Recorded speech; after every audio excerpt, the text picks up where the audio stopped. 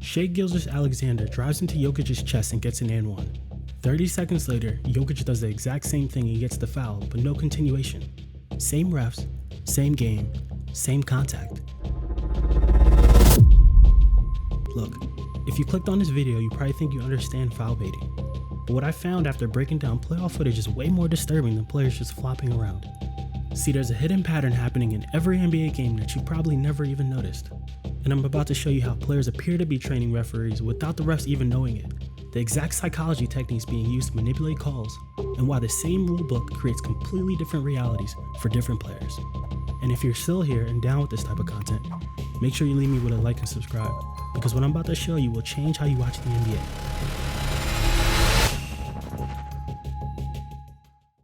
Let me show you something that completely blew my mind about how referees make calls. Everyone keeps saying SGA is a free throw merchant, but here's what nobody talks about. His 125 free throw attempts in 13 playoff games, that's actually less than what we saw from legends. Michael Jordan took 190 in the same span back in '89. LeBron in 2009 took 188. Kobe in '06 took 140. But here's a key difference.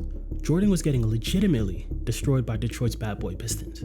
Those were real fouls from real contact. Michael Jordan fakes. 16-footer on the way down. What a shot. Michael brings it up. They're chasing him with two guys. Jordan in for the right, all the way to the hoop. Scoops it in. Leaves it there for Jordan. Now with plenty on the clock, Michael operates left wing against Dumars. Goes baseline. Fires, fills it up with 3 on the clock. SGA is getting the same whistle for something completely different. When you watch the film, you can see a pattern where refs seem to make predictable calls based on certain visual cues. Players falling down, players vocalizing contact, players missing shots, and the whistle follows. Players appear to have discovered predictable referee psychology patterns, and they're exploiting them systematically. And if you think I'm reading too much into this, listen to what coaches are actually saying. Former Denver's head coach literally said this about SGA. Quote unquote, he's a foul artist. He's an amazing player. Tell you what, you gotta be ultra disciplined.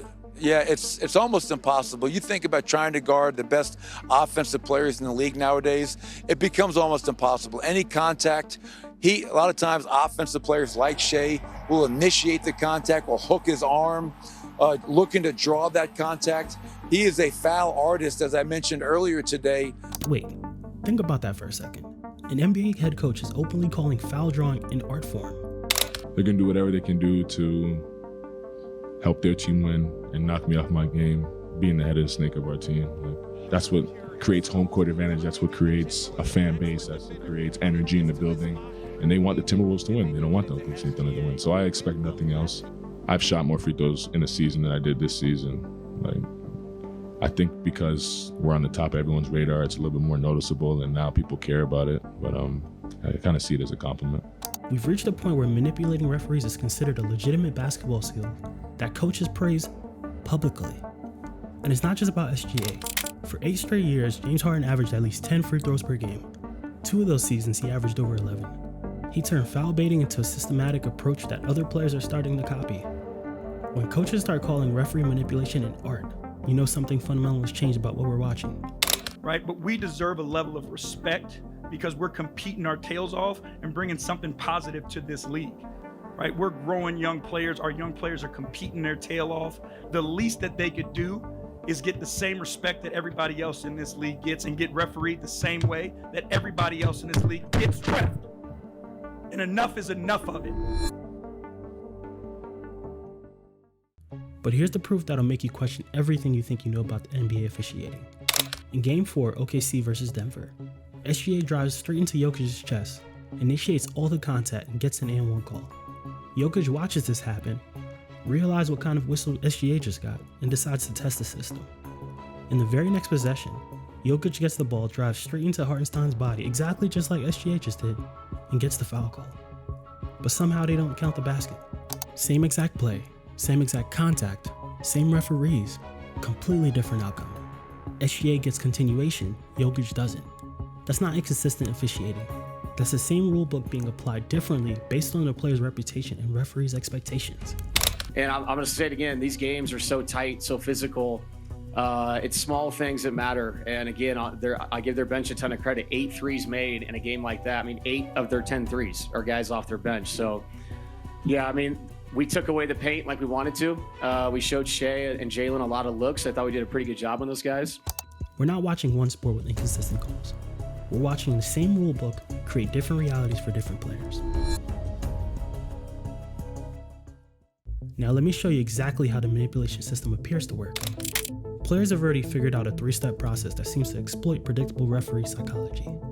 Step 1. Create minimal, often legal contact with the defender. Step 2. Immediately vocalize and exaggerate the reaction. They could be falling down, yell, or just basically act like you've been fouled. Gets Killian on his backside, double the team. Anthony Edwards against Muscala. Back to Edwards, drives reverse off the full. Edwards from the lane. Edwards. Step 3. Exploit the referee's assumption that contact plus reaction plus missed shot equals foul. There's this possession where SGA has a wide open layup. Instead of taking the easy 2 points, he slows down, waits for Peyton Watson to catch up, initiates the contact, and throws up a prayer. He misses the shot completely, but gets 2 free throws. The referee sees the sequence: contact, miss, player on the ground, and assumes a foul occurred. It's like the refs have been conditioned to associate certain visual cues with fouls, regardless of whether the contact actually caused the miss. Players just aren't flopping. They appear to be running systematic plays designed to exploit referee psychology. And here's what makes this whole thing even more interesting. The league had the perfect solution but threw it away. At the start of the 2024 season, the NBA announced they'd give technical fouls for flopping. Finally, real consequences that could lead to suspensions. For exactly 2 weeks they enforced it. Players were getting texts, coaches were complaining, and fans were celebrating. Then they just stopped calling it entirely. It's like they realized that actually enforcing anti-flopping rules would expose just how much of a modern NBA is built on this type of manipulation. Too many stars have built their games around exploiting referee psychology.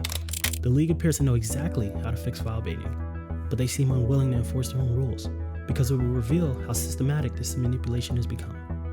Now, everything I showed you about foul baiting is just scratching the surface of just how players manipulate the game. See, what you witness about referee psychology is actually level 1, the stuff that happens right in front of your eyes. But there are deeper levels to this. Players who've mastered the art of getting calls have also mastered something far more sophisticated: controlling entire organizations, without anyone realizing it's actually happening. The same psychological techniques that gets players free throws, they're actually being used to force trades, recruit teammates, and shape franchises from the shadows. And once you see how deep this manipulation goes, it'll be hard to watch the NBA the same way again. So check out my video, The Art of NBA Manipulation, where I break down the invisible strings that control the entire league. And again, if you rocked with this type of content, hit the like button and subscribe because we cover all things NBA on this channel. Peace.